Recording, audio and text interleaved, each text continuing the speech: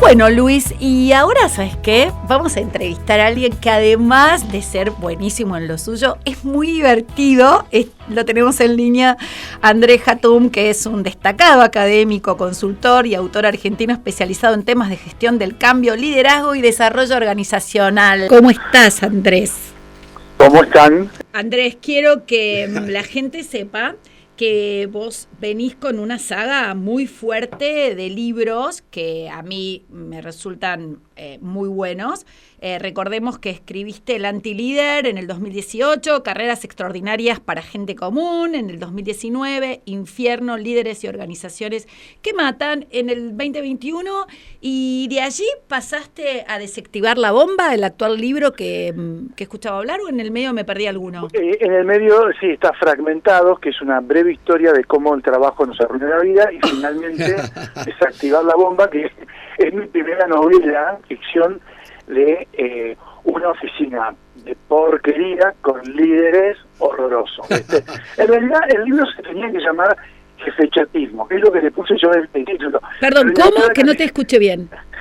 Jefechotismo. Ah, sí, bueno. Como el jefe choto, perdón. Sí, algo escuché de eso. Sí, lo que pasa es que lo dije en francés, entonces no te diste cuenta. Sí, claro, la pronunciación no la entendí bien.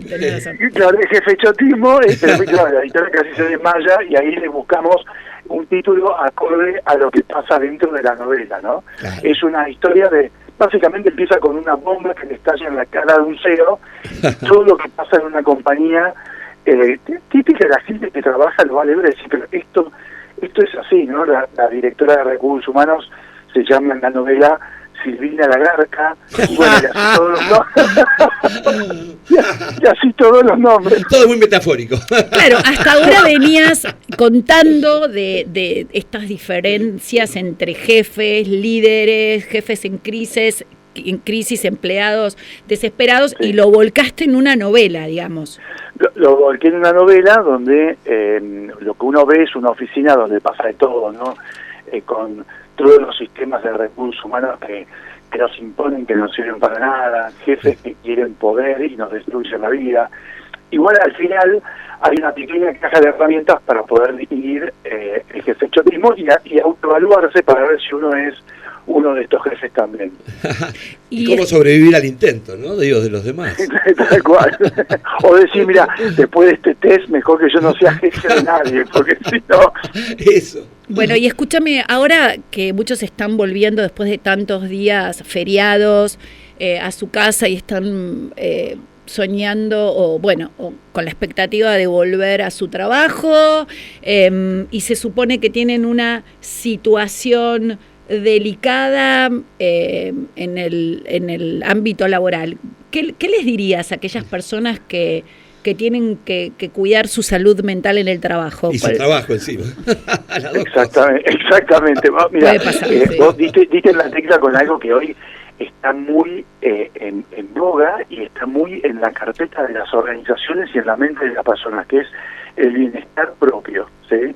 Después de la pandemia lo que nos pasó es que la idea de bienestar, de cuidarnos, porque nos podíamos morir en el medio de la pandemia, se puso por sobre cualquier otra cosa. Entonces hoy vos tenés mucha gente que está diciendo, pero ¿para qué trabajo de esta forma, no?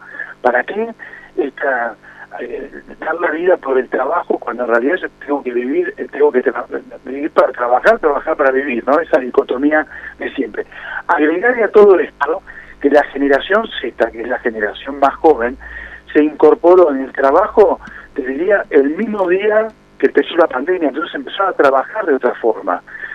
Ahí es donde yo digo, bueno, hay que plantear un poco, decir cómo queremos vivir, qué queremos llegar a ser, y cuando las condiciones económicas estén, va a depender de cada uno, también por supuesto de lo que sabe hacer a nivel profesional, buscar un trabajo que tenga un ambiente laboral más adecuado a lo que queremos vivir o sufrir o no sufrir cada uno, ¿no? Porque si no, se complica.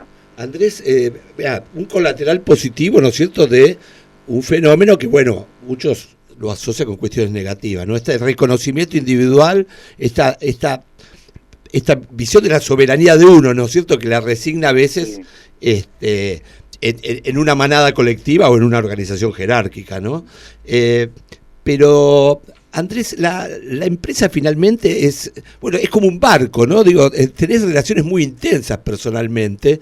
Es cierto que las nuevas tecnologías han logrado despersonalizar, también están matando el trabajo, ¿no? ¿Cómo ves toda esa cuestión de la tecnología, el trabajo, la ansiedad de mantener trabajo en una sociedad que la está pasando mal? ¿Cómo globalmente, qué me podés decir? Mira, hay dos factores. Primero, ese que provocó la pandemia, que es empezamos a laburar por Zoom, a la distancia. Sí. Nos mató, el turismo académico a nosotros, ¿no? Sí, tal cual. Eso nos mató. Está volviendo. Está volviendo, ¿viste? Porque claro, dame a mí, toma la voz, ¿no? Para mí fue fantástico. Pero eso fue un cambio enorme, ¿eh? Eso de trabajar a la distancia, y podíamos ser productivos también. Entonces, cuando terminó la pandemia y las empresas dijeron, bueno, todos a la oficina, dijimos, no, todos no, y no todo el tiempo, y eso la generación más joven se puso más de punta sobre eso. Y el otro factor que es fundamental es el de la inteligencia artificial. Ya hay estudios que están diciendo, porque fue como muy revolucionario de un año a otro, el 25% de los laburos para el 2030 de los que conocemos desaparecen. Aparecerán otros, por supuesto, pero hay mucha gente que de golpe se va a quedar fuera del mercado si ya se está quedando.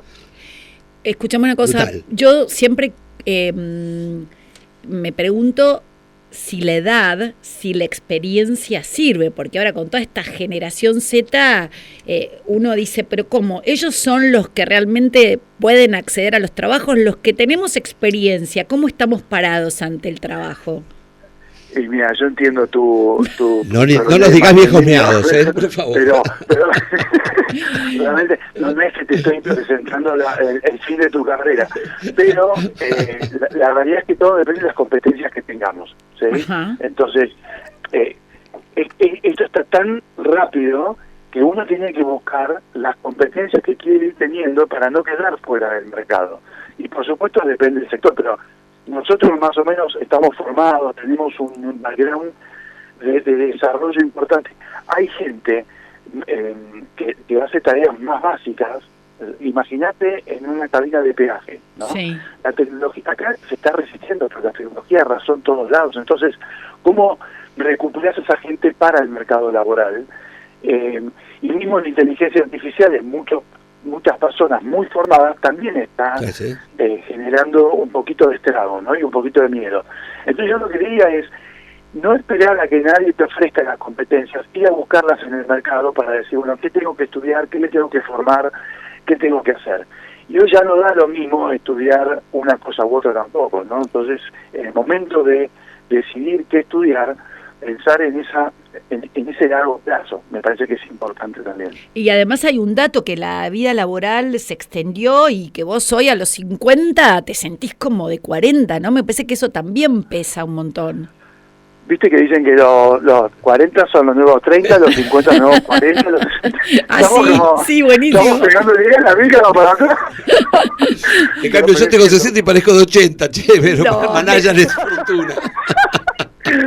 Mira, los 60 son los nuevos 50, pero vos parecés de 90. Claro, estuve en el gobierno de la Rúa, entendeme. Qué horror. 2 años por 8. A ver, hay un tema de longevidad, pero el tema es cómo llegues a más grande. Claro. Es cierto que se extiende, y los temas de las jubilaciones para las naciones es un dolor también, por lo cual se va a extender naturalmente el tiempo de trabajo. Pero ahí es donde tenemos que tener cuidado, porque la gente más joven que vienen como unos aviones y formados para las necesidades actuales, o se forman más rápido para la necesidad actual, ¿en qué competimos con eso? Tenemos la experiencia, tenemos la sabiduría, pero nos faltan las competencias. Vayámoslas a buscar antes que nos pasen por arriba estos chicos. Así es. ¿Vamos a un salario universal, te parece, en algunas décadas? ¿O en algunos días? Es lo más que propuso eso en algún momento, claro, ¿no? Es decir, y si vos ves que la automatización, la robotización de hace 1000 años ya, pero y todo lo que es inteligencia artificial tiende a reemplazar trabajos, en algún momento tal vez quede mucha gente sin trabajo en sí mismo, o sea, ya no va a haber nada. Bueno, ya lo experimentamos durante la cuarentena, ¿no es cierto, Andrés? Digo, Exacto, hubo un ingreso universal ahí, bueno. no similar. Hubo una miseria universal, ¿no? Una miseria universal. Ahora el mundo siguió andando, ¿no? ¿Viste que Luhmann, eso es una de las cosas que algunos países están planteando, otros están planteando reducción de jornada laboral, claro. Un día menos de trabajo. Se hicieron pruebas pilotos en los últimos 3 años en Francia, en España, para ver qué pasaba con eso y el tema de la productividad, por lo cual la revista The Economist sacó los resultados de esas pruebas.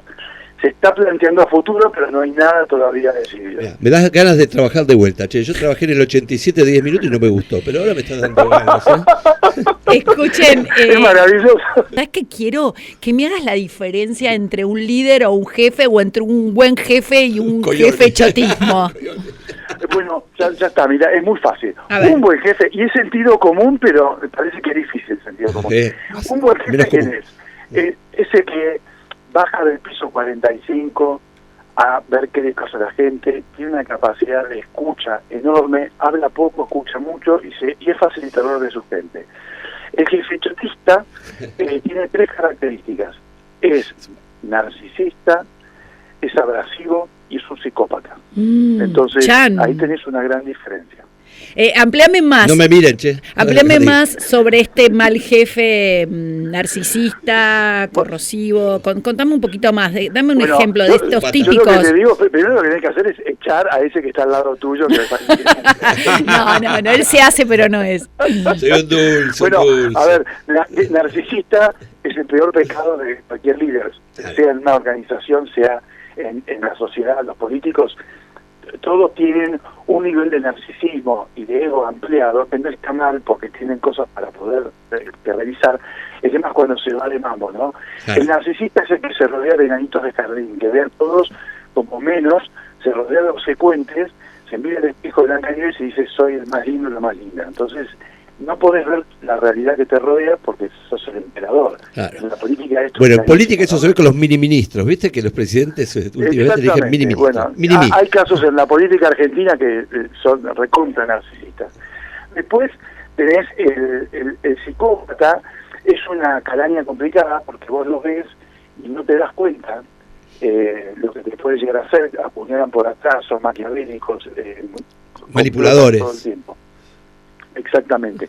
Y el abrasivo es el más fácil de reconocer como característica, porque arrasa con todo lo que tiene delante con tal de conseguir los objetivos, Atila, ¿no? Entonces, exacto, hay que correrse un poco para que no caerse.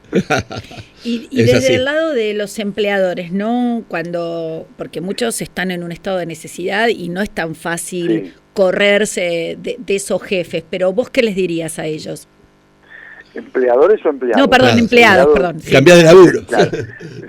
Bueno, en un país normal cambiar de laburo, ¿no? En este país que hace 12 años que el mercado laboral privado no se mueve, sino que lo que creció es el empleo autónomo o el empleo estatal, entonces tenemos que tratar de cuidar el trabajo que tenemos, mirar el mercado hasta que aparezca otra cosa y entender qué tipo de animal tenemos adelante para poder saber qué estrategia usar, ¿no? Si no es lo mismo el psicópata, y tenemos que ser muy cuidadosos para poder entender el juego político, poder captar eso, el abrasivo, que hay que saber la cintura para correrse, no defenestrarlo públicamente, y el narcisista para poder entender que no puedes hacer nada frente al narcisista. Andrés, y la última, ¿no? Y agradecerte un montón que estás con nosotros. ¿Vos sos de los que pensás que uno se va transformando a lo largo de su carrera o que, digamos, empieza como una misma línea y de ahí no cambia? Tengo dos teorías para cosas diferentes. Una cosa es la carrera, otra cosa es la persona. La persona no cambia, empeora. ¿Sí? Claro. Se vuelve una caricatura de sí misma. No se estira, se raja. Okay. Todo lo que tenías mal lo intensificás y lo profundizás, ¿viste? Ahora, la carrera se va transformando. Y la carrera se transforma a partir de hace unos años ya mucho más rápido y mucho más veces que hace 30 años atrás.